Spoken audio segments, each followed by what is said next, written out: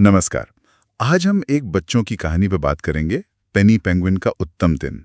जी। ये कहानी है एक छोटी पेंगुइन पेनी के बारे में जो बर्फीली दुनिया में रहती है।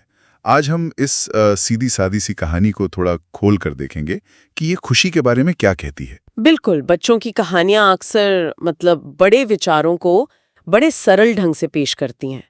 तो हाँ, देखते हैं पेनी की कहानी में खुशी के क्या पहलू हैं। तो कहानी शुरू होती है पेनी के अपने ही उत्साह से।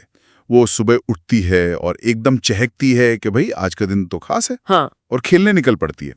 वो बर्फीली पहाड़ी पर फिसलती है, वी मजेदार लगता है। हाँ, और उसके दोस्त भी हैं, सैम सील और क्लारा पफिन।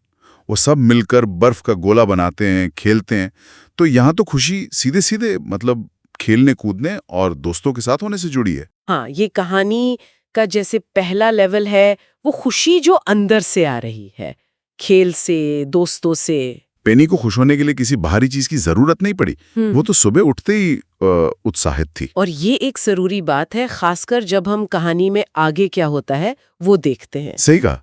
फिर आता है कहानी में एक मोड़। जब वो बर्फीले तट पर घूम रहे होते हैं तो पेनी को बर्फ के नीचे कुछ चमकता हुआ दिखता। हाँ, एक चमकदार नीला समुद्री सीप। अच्छा। क्लारा तो कहती है ये सुंदर है, पर सैम जो सील है वो कहता है अरे ये तो जादुई सीप है। हाँ, यहीं से चीजें थोड़ी बदल जाती हैं ना। बिल्कुल। कहानी में एक बाहरी कोई खास चीज आ जाती है। हाँ, और ये जादुई वाला लेबल लगती उसका महत्व बढ़ जाता है। देखिए, ये कहानियों में होता है, बच्चों की कहानियों में तो खासकर कोई जादुई चीज मिल जाना, ये कहानी को आगे तो बढ़ाता है, पर ये सवाल भी उठाता है कि क्या खुशी के लिए ऐसे बाहरी जादू की जरूरत होती है।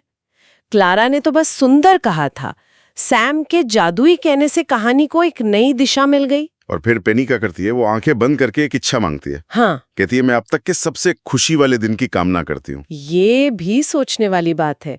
वो पहले से खेल रही थी, दोस्तों के साथ मजे कर रही थी, पर फिर भी और खुशी की इच्छा। शायद ये इंसानी फितरत है, हमेशा और ज्यादा की तलाश, संतुष्टि की। और कहानी क्या करती है? तुरंत इच्छा पूरी। हाँ, एकदम। आसमान में नॉर्दर्न लाइट्स, वो अरोरा बोरियालिस दिखने लगती हैं। पूरे आसमान में रंग ही रंग। शानदार नजारा होता होगा। और सारे जानवर उसमें नाचते हैं, घूमते हैं। तो यहाँ खुशी किससे जुड़ गई? एक बाहरी असाधारण घटना से। तो पहले खुशी अंदरूनी थी, खेल, दोस्त। फिर वो सीप मिली, इच्छा मांगी, और फिर ये बाहरी शानदार नजारा हुआ। कहानी ने दोनों को मिला दिया। बिल्कुल।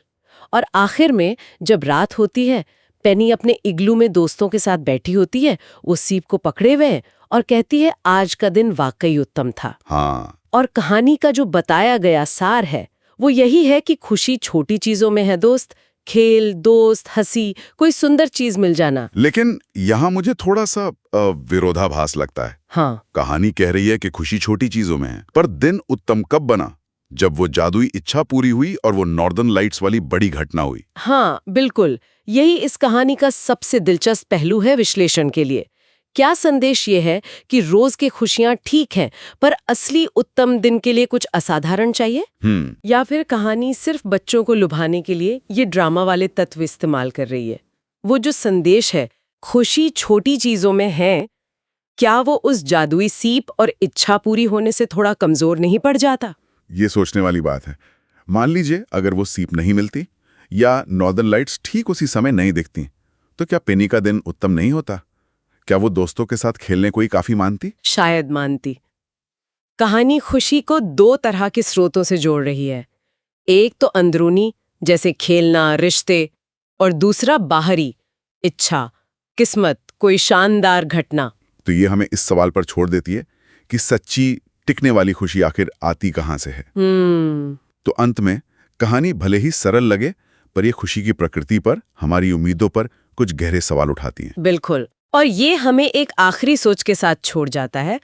जब हम बच्चों की कहानियों में खुशी को इस तरह इच्छाओं और बाहरी घटनाओं से जोड़ देते हैं, तो क्या हम अनजाने में ये सिखा रहे हैं कि रोजमर्रा की साधारण खुशियां काफी नहीं है?